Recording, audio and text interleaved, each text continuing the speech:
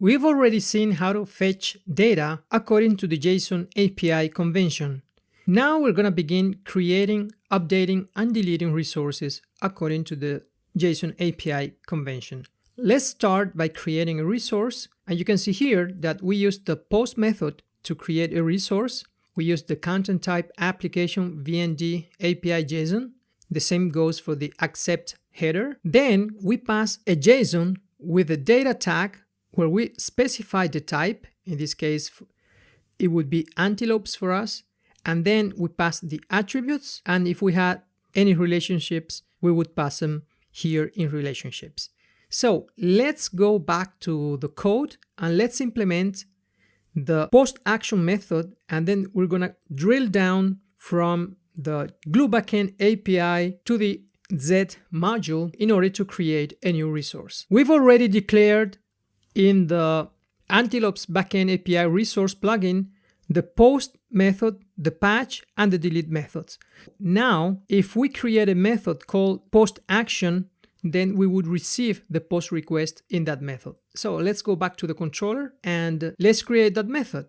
So we're going to create post action. We're going to receive the glue request transfer and we're going to respond with the glue response transfer, but we're going to also receive the payload that we saw here with the data. We can use the DTO that we created for the Antelope's Backend Attributes Transfer that we use here in the resource plugin. Antelope's Backend Attribute Transfer. You can see here that we already set those attributes in the post, patch, delete, and also get methods. So we're going to have access automatically by type hinting with this type here in the controller. So if we type hint here, the Antelope's Backend Attribute Transfer, we can have access to the payload. Let's just return a glue response transfer, an empty glue response transfer, so that we can set a breakpoint here. And then we're going to inspect these parameters when we make a call like we saw here. So we're going to use the same syntax that we see here by using a post method in our .http file. Our endpoint is going to be glue backend/antelopes.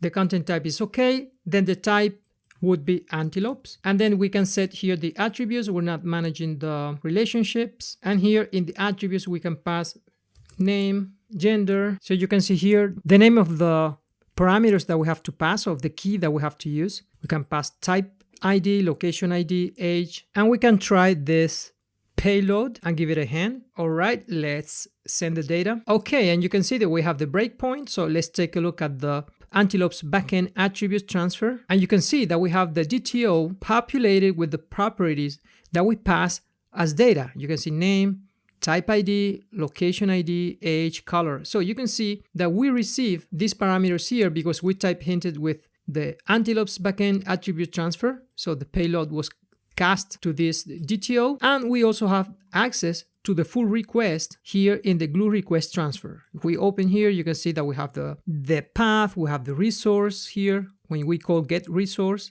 you can see that we have the method, we have the ID. There's no ID because we're sending a post request. You can see that the type is antelopes. Then we have the attributes, and you can see that we have the transfer, we have the properties. So we could also have access to the glue request. Then we could just call the resource, and then with the resource, we could have access to the attributes, okay? But by type hinting this parameter here with Antelope's Backend API Attributes Transfer, we're going to have all of the properties already ready for us in this variable here, in this parameter. All right, now we're ready. Now that we know that we have this payload here, we're ready to map, to create a writer, to make a call to the backend, to the Z layer, in order to create a new Antelope.